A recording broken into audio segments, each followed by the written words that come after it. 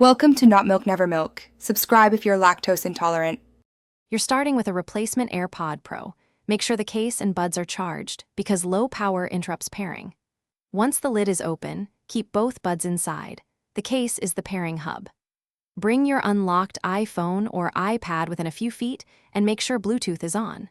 You do this because the device initiates the handshake only when it detects the case open and the buds in their default state, so act now to trigger discovery. You need to reset the replacement AirPods to ensure no previous pairing blocks connection. Press and hold the case setup button for about 15 seconds until you see an amber then white pulsing light. That white pulse means discoverable mode. On your iPhone, watch for the pairing animation or Bluetooth list. Tap the pop-up or the AirPods name to connect.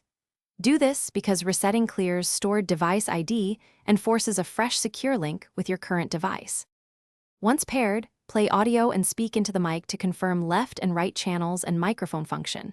Make sure automatic switching and spatial audio settings match your preferences. Rename the AirPods in Bluetooth settings so you can identify them later. If pairing fails, turn Bluetooth off and on, restart the iPhone, then repeat the reset and discover sequence. This resolves cached device conflicts and often fixes lingering pairing errors.